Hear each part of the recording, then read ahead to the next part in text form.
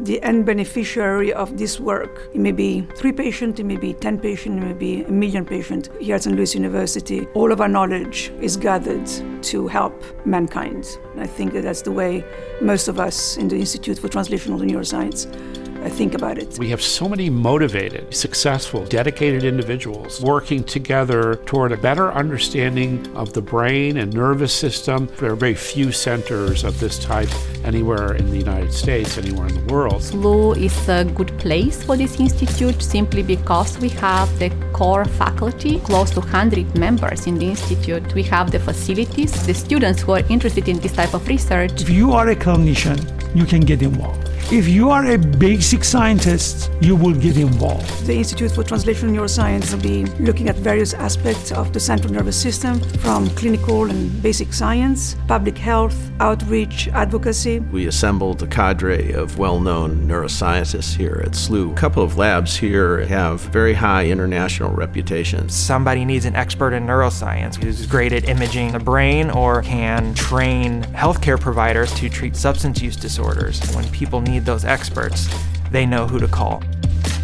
One of the things that we're going to do in the Institute for Translational Neuroscience is create various focus groups around chronic pain, dementia, and neurodegeneration, neuropathies. What we have here at St. Louis University that makes the ITN so special is this translational bench-to-bedside approach to neuroscience. My relationship with SLU goes back. I was in a really bad accident in 2012 overseas, fighting for my life, and it was SLU Hospital that fought and brought me home. By 2015, I was invited to come back and use my passion for helping others to support other trauma survivors. Dementia, type 1 diabetes, chronic pain, chemo brain. The work that my colleagues are doing in the lab can really lead to improving the lives of these different patient populations that are really needing the help. Our research work follows the clinical arenas that we're very involved with. So Alzheimer's disease, as well as with late life mood disorders, depression, and so on. The beauty of the Institute is that it brings together basic scientists as well as clinicians and clinical researchers. Clinical researchers can often ask important questions.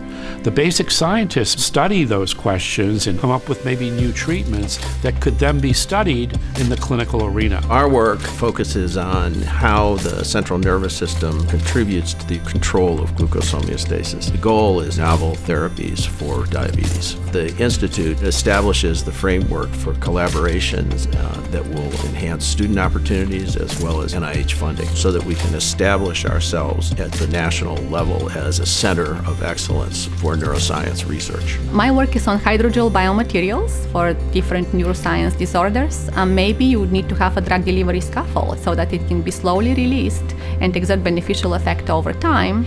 There is a lot of opportunities for a variety of backgrounds in the neuroscience field because it's advancing technology, advancing treatments. We are committed to training the new generation of neuroscientists. Typically, research opportunities are reserved for graduate students. It's our core mission to also involve undergraduate students in independent research because this gives them a skill set that they cannot gain in the classroom.